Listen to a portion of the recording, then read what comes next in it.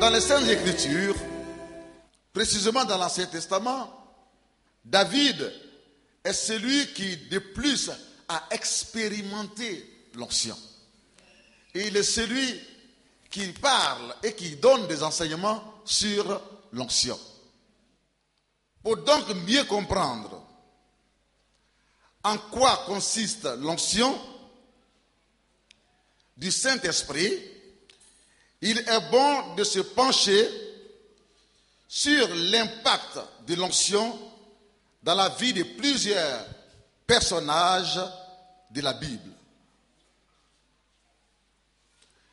Beaucoup ont reçu l'onction, mais nous allons nous pencher aujourd'hui sur l'impact de l'onction du Saint-Esprit dans la vie de David.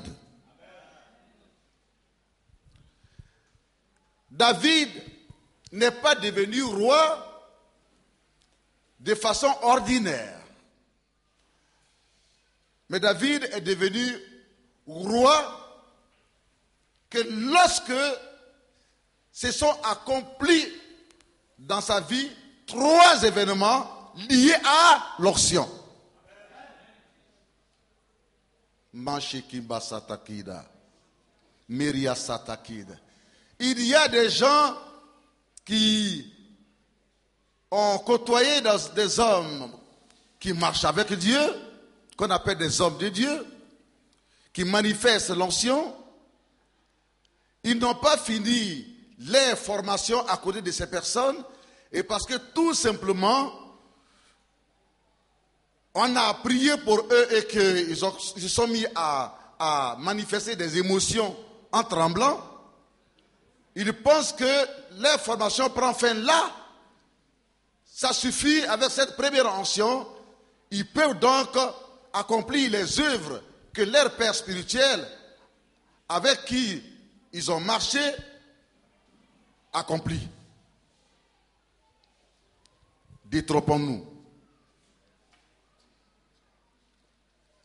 Car la première touche de Dieu dans ta vie, qui te met en activité, en action, ne suffit pas pour que tu puisses entrer dans les sphères de la domination sur le naturel, dans les sphères de la domination sur les puissances diaboliques surnaturelles, et ne peut te permettre d'exercer l'autorité.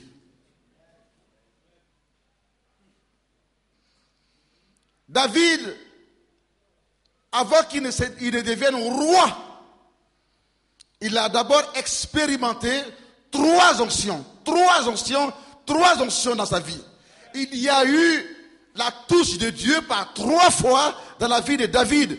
Et c'est ce qui lui a permis d'exercer la domination, la royauté, et qui lui a permis d'exercer l'autorité.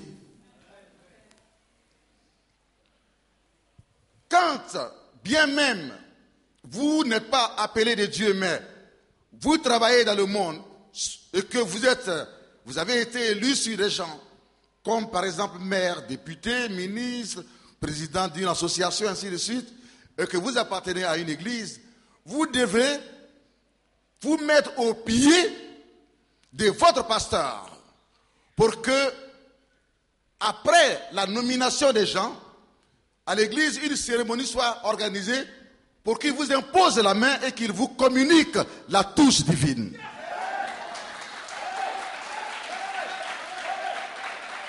À partir de cet instant, une onction, dans une certaine mesure, descend sur vous. Cette onction, elle descend sur vous dans le but de vous conduire, de vous diriger, de vous protéger. Mais ce n'est pas encore l'onction qui vous permettra d'exercer la domination et l'autorité.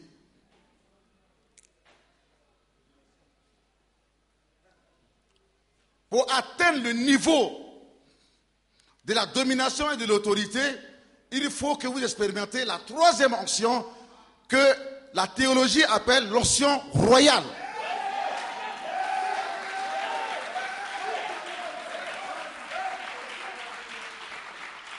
À partir de cet instant, vous êtes connu dans tout le territoire de votre pays. Et de là où vous êtes, vous donnez des ordres jusqu'à la dernière ville de la frontière de votre pays et les gens les exécutent.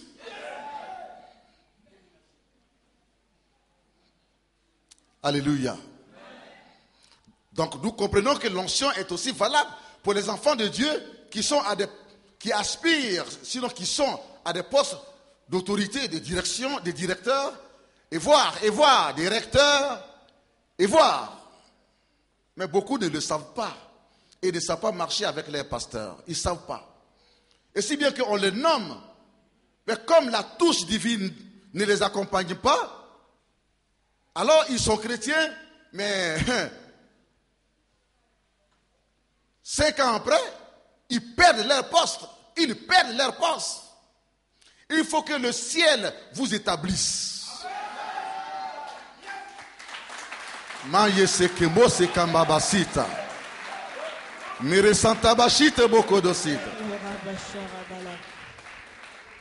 Tout ce que vous voyez, dont les gens parlent, puissance d'ici, puissance des diables, puissance des méchants, puissance d'ici, puissance d'ici, ainsi de suite, n'est rien du tout, rien à côté de la puissance dont je suis en train de vous parler.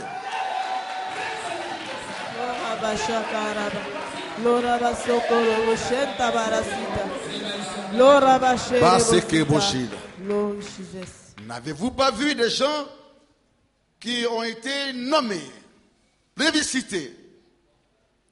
Ils sont présidents d'une telle association, ci, de suite, et tout ça. Et parce que quelque part, l'onction de Dieu, et parce que l'onction de Dieu n'est pas sur eux, sinon parce qu'ils n'ont pas recherché, ils n'ont pas mis leur mandat, leur présidence, leur nomination sous l'autorité de Dieu, afin que leur pasteur relâche ce qu'on appelle l'onction dans leur vie. N'avez-vous pas vu? Et parce qu'ils ont voulu aller très vite brûler les étapes, un an après, ils ont été renversés. Sinon, eux-mêmes ont démissionné à cause de tous les problèmes qui sont levés après. Mais quand vous avez l'onction, vous ne démissionnez pas. Parce que l'onction vous instruit, l'onction vous encadre. L'onction vous inspire, l'onction vous enseigne. L'onction vous donne la sagesse. Quand l'onction est sur vous, ceux sur lesquels vous êtes établis, ils reconnaissent l'autorité de Dieu en vous. Ils savent que c'est vous le chef, c'est vous le président. Ils savent que c'est vous et c'est vous.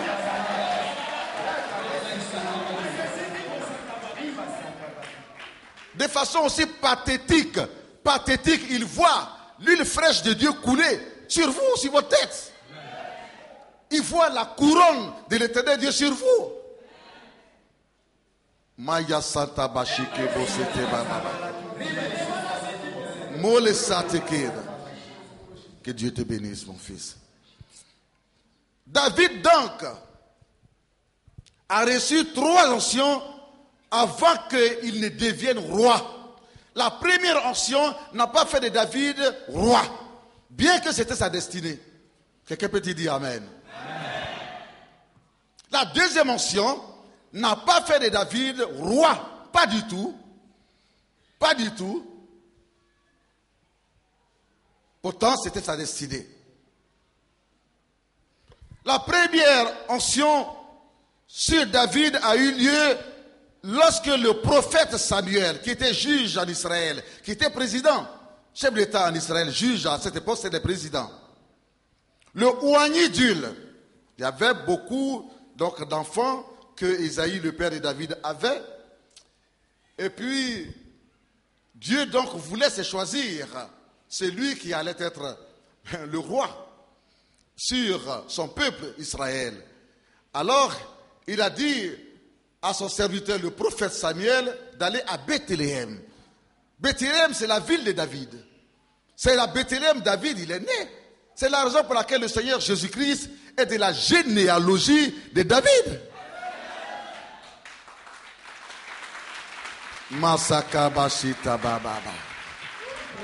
C'est pour cela que Jésus est né à Bethléem. Les circonstances spirituelles, surnaturelles, conduites par l'onction du Saint-Esprit, l'ont bien voulu. Un plan détaillé, mais venant de Dieu. Dieu veut conduire les détails de notre vie. Rien ne nous appartient. Rien. Rien ne nous appartient. Tout appartient à Dieu, à nous. Il est celui qui décide de quand il veut, de comment il veut, de quoi il veut dans notre vie. Son règne doit s'établir. Et lorsque vous avez la touche de Dieu, qu'on appelle l'onction, vous ne vous appartenez plus. Vous n'avez plus de décision à vous. Il veut vous conduire lui-même. Parce que quand vous avez l'onction, vous sentez Dieu. Vous expérimentez Dieu. Vous ressentez sa présence. Vous ne pouvez pas vous lever un matin puis faire les choses par vous-même. Ce n'est pas possible. C'est que, chers serviteurs de Dieu, vous n'avez pas l'onction du Saint-Esprit. Vous fonctionnez comme un fonctionnaire du monde. Les gens prennent des décisions, on t'affecte ici, on te dit, reviens ici, fais ci, ne fais pas ça, ainsi de suite. Mais quand vous marchez avec Dieu, attendez-vous à ce que son onction vous conduise. Vous n'avez plus de volonté pour vous. 1 Samuel 16, versets 12 à 13.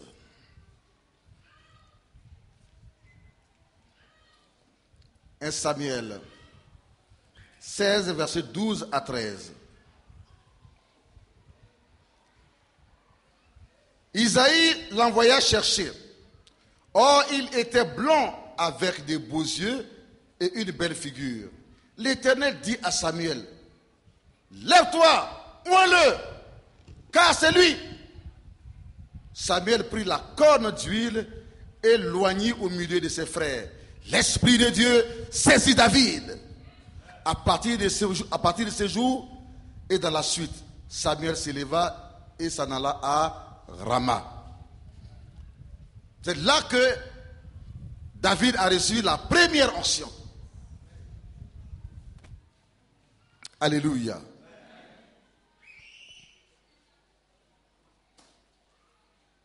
La deuxième onction, il a reçu des années plus tard.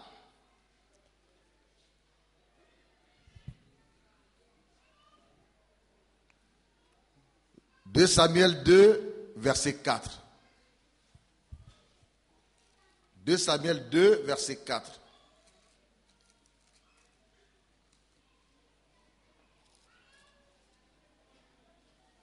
Les hommes de Juda vinrent et là il oignit David pour roi sur la maison de Juda.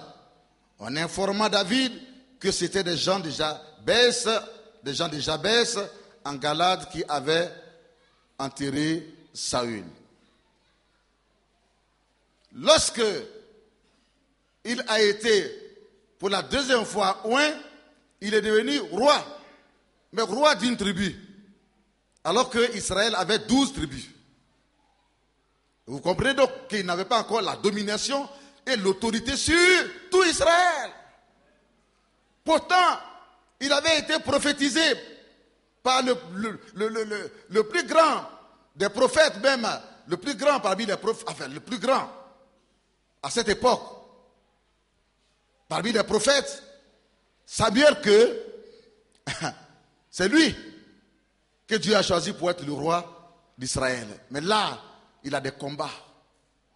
Il doit passer des tests. Beaucoup de tests. Vous pensez qu'on se lève du coup le matin comme ça puis on devient grand? Parce que on va vous imposer la main tout à l'heure. L'onction va devenir sur vous. Vous devez vous attendre à d'autres phases, à entrer dans d'autres phases de l'onction du Saint-Esprit, jusqu'à ce que vous expérimentez l'onction royale.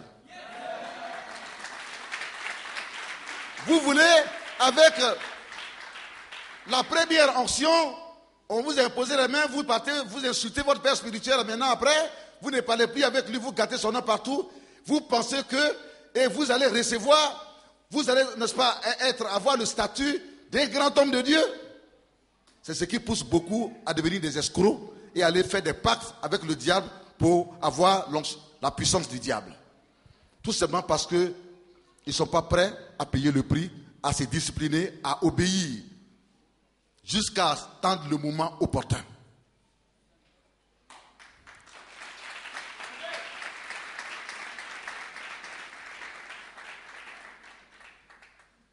La troisième onction est venue sur lui 7 années et demie plus tard.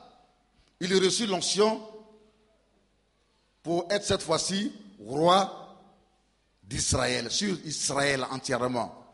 2 Samuel 5, versets 3 à 5. Tous les anciens d'Israël, on n'a pas dit de Juda, mais tous les anciens d'Israël vinrent auprès du roi David à Hébron. Et le roi David fit alliance avec eux à Hébron devant l'Éternel. Ils oignirent David pour roi sur Israël.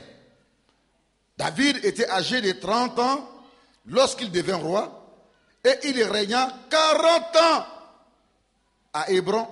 Il régna 40 ans. À Hébron, il régna sur Juda 7 années et 6 mois. Et à Jérusalem, il régna 33 ans sur tout Israël et Juda y compris. Amen.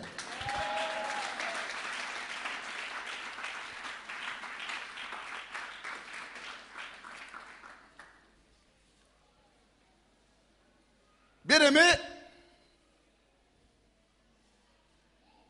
lorsque David a reçu la première onction,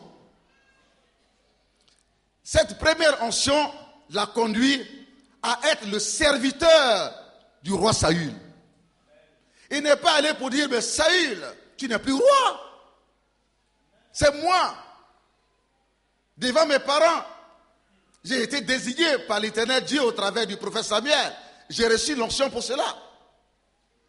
Parce que vous avez reçu l'onction aujourd'hui, vous allez pour exercer un ministère d'apôtre. Vous pouvez. Vous devez d'abord commencer par un ministère d'évangéliste. Savoir gagner des âmes à Christ. La première onction que vous recevez vous donne le fardeau des âmes perdues.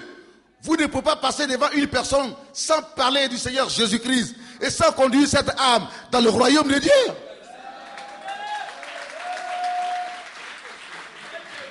Beaucoup brûlent les étapes. Et parce que, homme de Dieu, prie pour moi. Quand on prie pour eux, ils pensent qu'ils ont reçu l'onction adéquate pour être homme de Dieu. Et il se faut appeler même homme de Dieu. Vous devez commencer d'abord par être serviteur de Dieu. Serviteur de Dieu. Et serviteur de Dieu auprès d'un homme de Dieu. Laver ses habits, laver ses chaussettes, cirer ses chaussures. Laver sa maison, laver sa voiture. C'est à cela que cette première onction nous conduit. Et s'appelle en théologie l'onction du lépreux. L'onction de la repentance. Quand vous l'avez, vous voulez conduire tout le monde à Jésus. Pour que les gens changent de vie. Abandonnent leurs péchés. Voilà le but de la première onction. Quand David l'a reçu, il est parti plus tard chez le roi. Mais qu'est-ce qu'il faisait? Il jouait de la flûte. Il jouait de la guitare. Alléluia. Pourtant, il avait sur lui la prophétie qu'il serait le roi d'Israël. Dieu nous conduit pas à pas et peu à peu.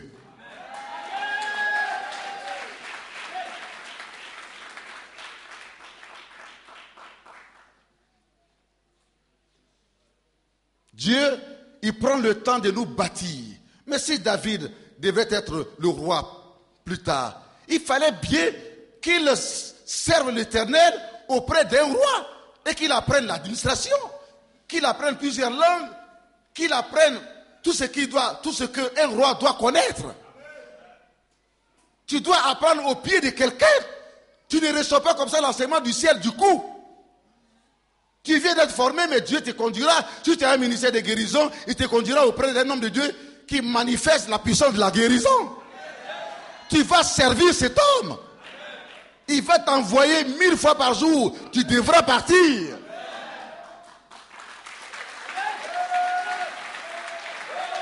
Sinon, tu ne connaîtras pas les codes, les secrets, le mystère qui se trouve dans le ministère de la guérison.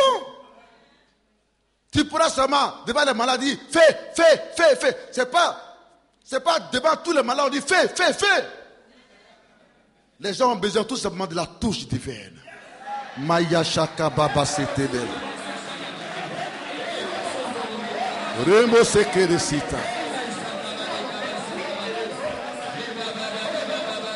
Mirasata Bashid. Il a été au service du roi Saül. Quand bien même ce roi avait été déjà rejeté par l'Éternel, il n'est pas allé pour le juger, pour dire que tu as été rejeté. Mais s'il a été rejeté par l'Éternel Dieu, c'est vrai, mais il était toujours sur le trône. Il fallait qu'il instruise David dans pas mal de choses.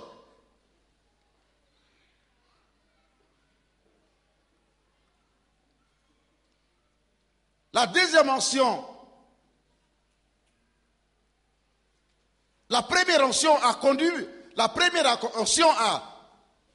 conduit David à être le chef d'état-major de l'armée d'Israël. Il ne faisait pas que jouer la guitare à côté de Saül, mais il était le chef de l'armée. Le chef de l'armée, c'est lui qui a tranché la tête de Goliath. L'homme qui a empêché Israël d'aller de l'avant. L'homme qui faisait trembler tout Israël, qui faisait trembler même le roi. Avec l'onction de Dieu qui était sur lui, il fallait d'abord qu'il relève des défis à la maison royale. Tu dois démontrer que Dieu est avec toi, que l'onction de Dieu est avec toi d'abord dans ta maison. Tes enfants sont malades, prie pour eux, Dieu les guérira. Tes voisins sont malades, prie pour eux, Dieu les guérira. Commence d'abord à parler de Jésus dans ton quartier, dans ton village. C'est là que la première onction, c'est là qu'elle agit. C'est là qu'elle agit.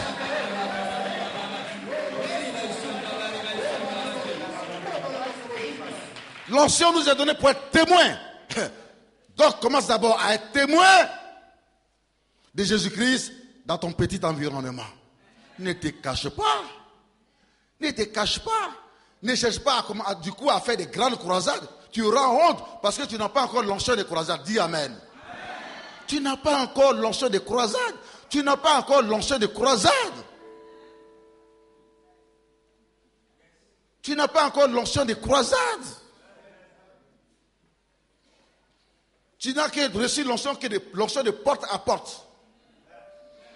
Et si tu respectes cela, partout où tu iras, dans les maisons, tu parleras de Dieu. S'il y a des gens qui doutent, l'Esprit du Seigneur descendra sur toi de façon particulière. Et tu sentiras l'onction dans tes paumes. Et tu demanderas, y a-t-il des malades ici? Jésus-Christ veut les guérir. Quand tu imposeras la main, le malade sera guéri. Et à partir de cet instant, la maison se donnera à Jésus. C'est cette onction que tu reçois d'abord, qu'on appelle la première onction. Ce n'est pas l'onction de foule, pas encore. Ce n'est pas l'onction pour impacter la multitude, pas encore. Mais beaucoup se blaguent et ça va faire des grandes croisades et personne ne vient à ces croisades-là, et puis on ne voit aucun miracle. Parce qu'ils ne connaissent pas l'onction, ils ne connaissent pas le mystère qui est derrière l'onction.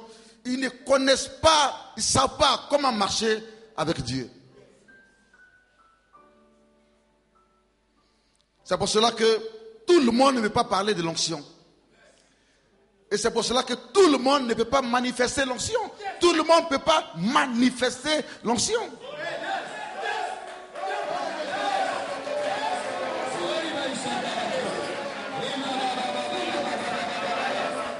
C'est pas quand vous êtes là et puis vous dites onction, onction, viens, onction, onction, que l'onction viendra. Pas du tout. L'onction vient quand Dieu est présent. D'abord la présence du Saint-Esprit. D'abord la relation, la connexion avec le Saint-Esprit. À partir de cet instant, le moindre geste que vous faites, le Saint-Esprit libère la puissance qu'on appelle l'onction. Et ça passe au travers de vous pour accomplir le but.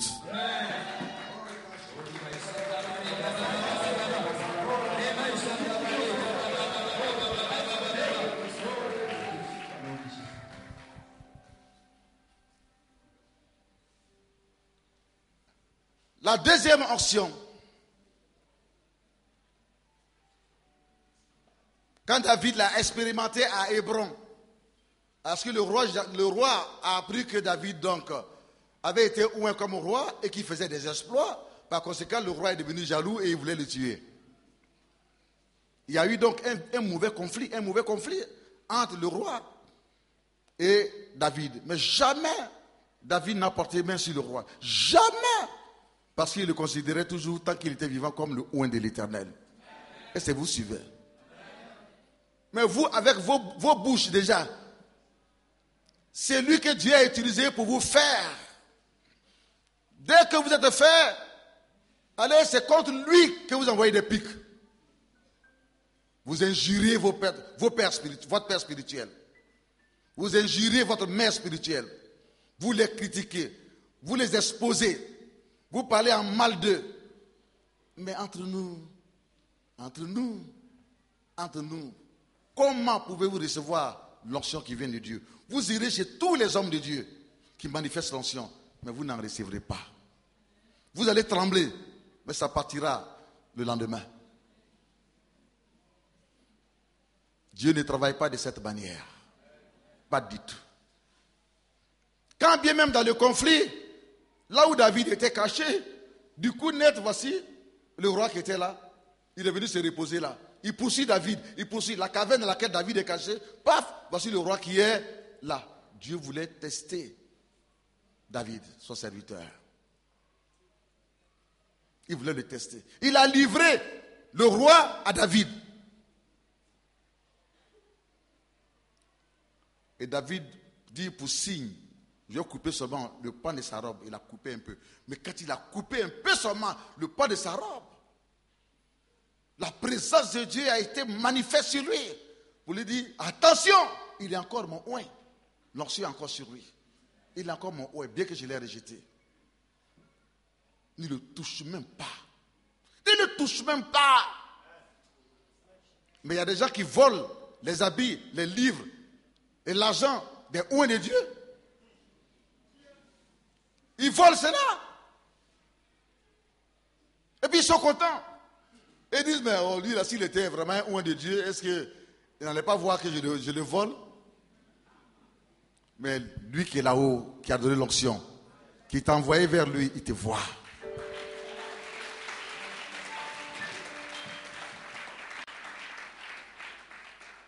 Si tu continues de voler, tu seras comme Géasi. On ne parlera pas de toi sur la terre. Tu seras en oubli complètement. Et tu vas finir prématurément.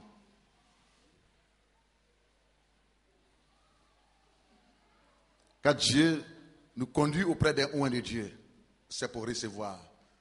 Mais qui reçoit? Qui est celui qui reçoit?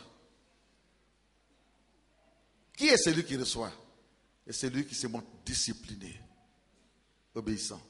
Parce que de toutes les manières, que nous le voulons ou pas, après que nous ayons reçu la formation, les diplômes et tout, de toutes les manières, que nous le voulons ou pas, ce qui est nécessaire, c'est l'onction. C'est l'onction. C'est l'onction qui fera la différence dans ta vie et dans ton ministère. Voyez-vous? David n'a pas porté main sur le roi. Et il a laissé le roi partir. L'homme qui cherche à le tuer, il l'a laissé partir.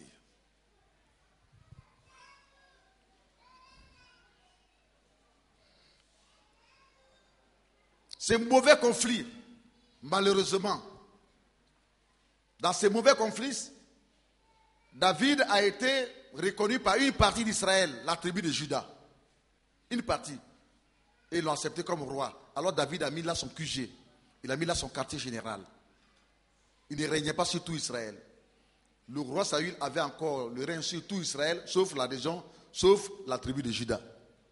Mais malgré que David était dans une seule tribu, quand toutes les 11 tribus s'élevaient contre lui, lui avec son armée, il les battait. Par quoi? Par l'onction du Saint-Esprit. La deuxième onction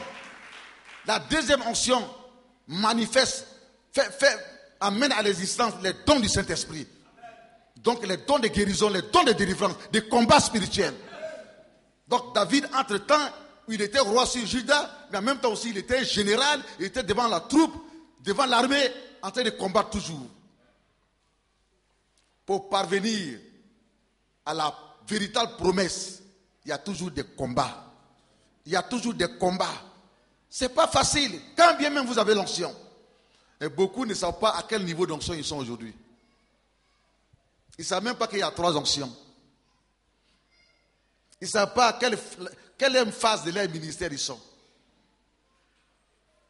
À la première phase, à la deuxième phase, à la troisième phase, ils ne connaissent pas tout ça. Parce qu'ils ne prennent pas le temps de chercher Dieu. Dieu qui les a appelés, ils ne prennent pas le temps de le chercher et d'écouter. Ils sont pressés. Ils ne finissent même pas leur formation au pied de l'homme de Dieu. Ils l'insultent et puis ils s'en vont. Et après, ils deviennent des brigands spirituels, des voleurs, des escrocs. Voler le peuple, escroquer le peuple, soutirer toujours l'argent du peuple. Leur meilleur message, c'est le message de la prospérité, qui prêche mal d'ailleurs.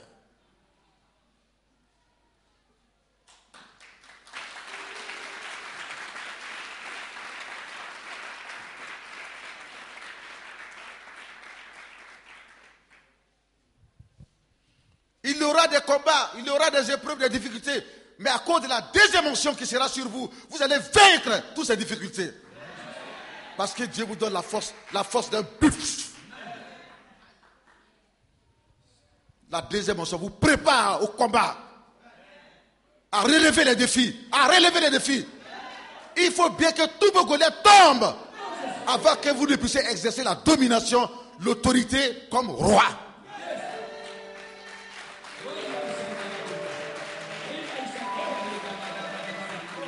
Mais cette onction avec laquelle vous combattez et vous avez la victoire elle s'appelle l'onction sacerdotale, dans la théologie, l'onction sacerdotale qui s'obtient à partir du baptême dans le Saint-Esprit. Ça vous aidera à servir Dieu au sein de votre église, à servir Dieu, à manifester l'onction sous la direction du Saint-Esprit en bas de votre pasteur qui vous dit c'est bien, mais là c'était pas bien. Ça c'est bien, là c'était pas bien. Il vous canalise. Parce que quand tu as l'onction, il faut qu'on te canalise. Il faut qu'on t'enseigne, qu'on te parle, qu'on te conduise, qu'on te dirige.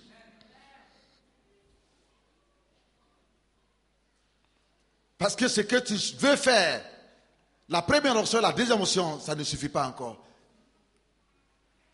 Les malades que tu veux voir guérir, quand tu lance la veste, ou bien quand tu pointes le doigt, 10 guérissent en même temps.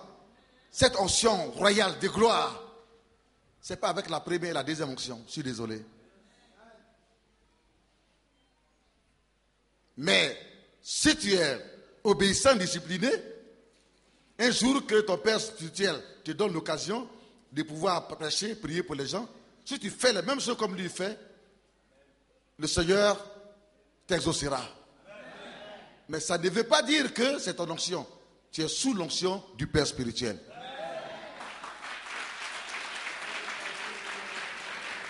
Et puis donc, si ça te prend la tête, parce que ces jours-là, les malades ont été guéris d'une manière incroyable. Tu ne veux plus respecter ton Père spirituel. Tu l'injuries, tu claques la porte et puis tu dis que Dieu est avec moi. Je peux commencer. par moi-même. Ok, je te donne seulement 3 mois. Tu vas avoir du succès, hein? Mais après, l'onction quittera et partira là où ça vient. Parce que ce n'était pas ton onction. Ça retournera chez le Père spirituel. Tu deviendras sec. Tes chrétiens t'insulteront aussi, comme tu insultes le Père spirituel. Et tu vas être un vagabond, mangeant banane poyo dans la rue, mangeant banane braisée dans la rue avec arachide. Et les gens diront, mais n'est-ce pas lui là, qui faisait les miracles, n'est-ce pas lui là?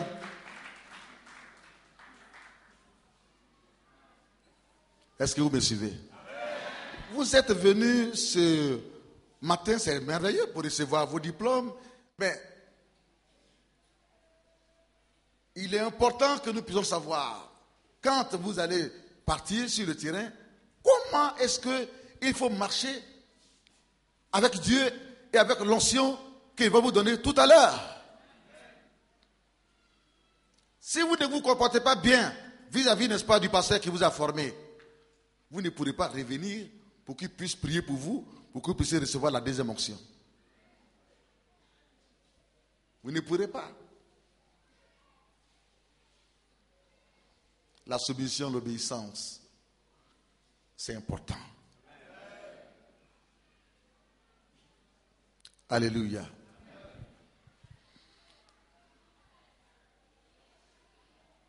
Il a exercé son royaume, son roi là, seulement que dans la maison de Juda.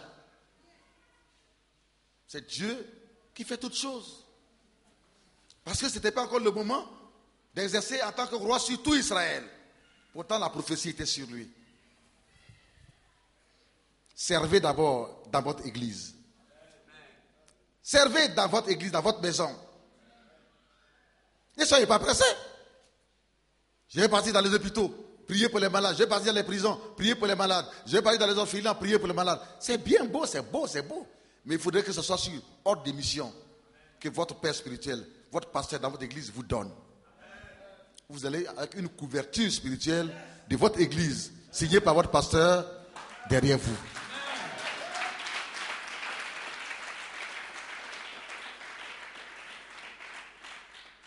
Il n'y a pas de brebis ni de bergers solitaires dans le royaume de Dieu. On ne marche pas seul. Qui est ton père spirituel? Oh, tu ne connais pas ton père spirituel. Tu ne connais pas le nom de ton père spirituel. Tu n'as pas de père spirituel. Mais quel brebis, mouton vous avez vu qui n'a pas de berger? Vrai mouton là. Qui n'a pas une bergerie. Vrai mouton. Même les moutons ont les bergeries. C'est là qu'on envoie la nourriture. Et puis ils mangent. Celui qui n'a pas de bergerie, il erre, il vagabonde dans la rue. N'importe qui le voit, il le tue. Personne ne s'en plaindra. Et si Jésus nous compare aux brebis, aux moutons, et toi tu n'as pas de maison, tu n'as pas d'église, tu n'as pas carte d'identité d'église, qu'on appelle carte de membre, ni ou bien carte de baptême. Tu n'as pas de père spirituel, tu n'as pas de mère spirituelle. Mais quel genre de chrétien, quel genre de pasteur es-tu? Quel genre? Et tu penses que Dieu s'en réjouit? Mais pas du tout. Mais pas du tout. Dieu n'est pas dans cette façon dont les gens font d'eux-mêmes des brebis solitaires. Dieu c'est la communion. Dieu c'est l'unité. Dieu c'est l'amour. Dieu c'est le rassemblement.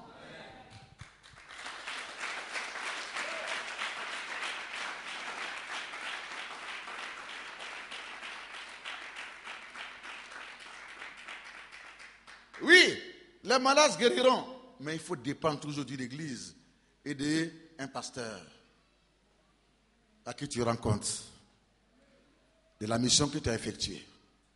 Tu dois pouvoir savoir rendre compte. Si tu es dans une église et que tu ne peux pas rendre compte pendant que tu es évangéliste ou bien stagiaire, tu vas en mission, tu ne peux pas faire un rapport de mission, rendre compte, mais entre nous, tu fais peur, tu es un danger. Tu es un danger public. Celui qui te forme, celui en bas de qui tu apprends, il aura peur de toi, il se méfiera de toi. Et il ne te montrera pas tous les secrets du ministère. Il ne te donnera pas tous les codes. Parce que s'il te donne, lui-même là, tu vas le gifler. Bien-aimé,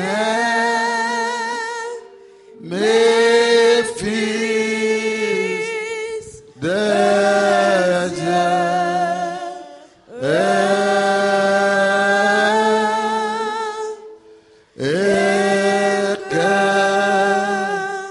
sur moi descende